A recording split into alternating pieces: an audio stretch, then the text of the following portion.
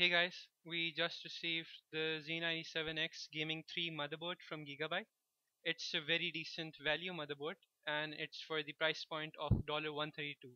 Now, this is a really good idea for mid-end builds and the entry-level gaming scene.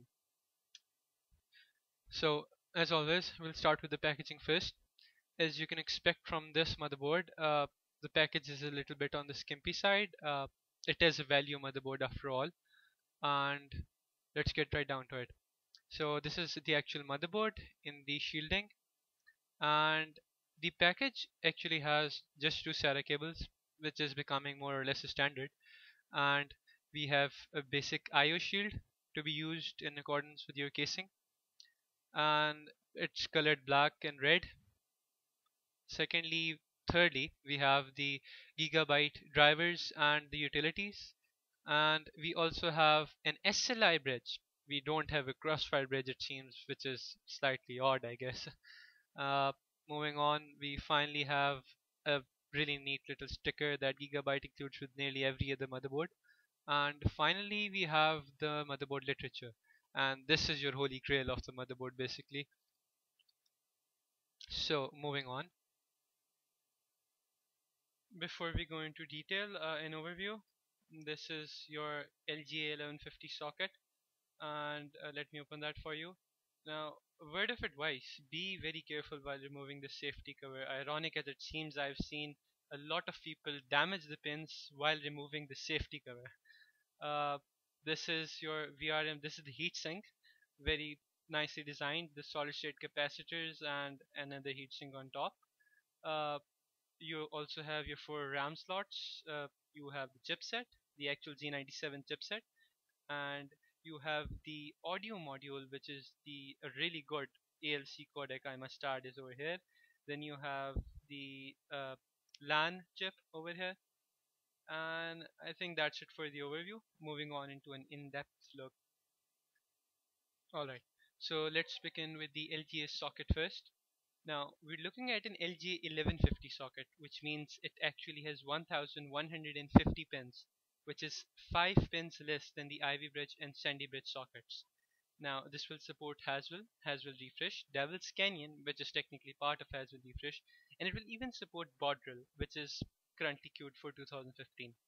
Now, if you were to take the heat sinks off, you would find four VRMs under each heatsink, which adds up to a total of 8 phase power design. All are solid state capacitors. Now, the only difference between the 9 series PCH, which is Lynx Point, and the 8 series PCH, which is Panther Point, is that the 9 series supports M2 storage and it has legacy PCI support on certain SKUs. At the back end, we have two PS2 ports. We have a VGA output and a DVI-D output for the integrated. Uh, we have four USB 3.0s and four USB 2.0s. We have an HDMI output and the LAN port. We also have a 7.1 integrated surround system. So basically, we're looking at the Realtek ALC 1150 audio codec, and it has a brilliant SNR of 115 dB. And basically, you are looking at the audio amplifier, which has quite a lot of capacitors, I might add, and it has a brilliant shield, which should stop any crosstalk or static interference. And I might add that the PCB is dual layered for the left and right channels, respectively.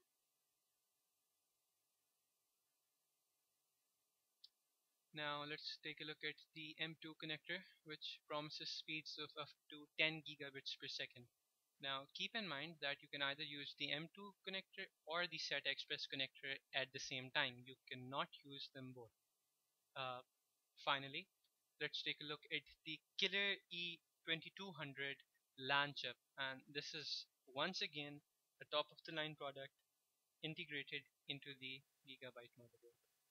Alright, for the final part, let's look at some benchmarks and real world performance testing. Now, the benchmarks are pretty obvious. It actually performs second best in the mid end spectrum. Similarly, in the gaming sector as well, it performs second best, which is very good considering it's performing near the top end of the mid end spectrum. and at the price point of $132, this is quite a bargain.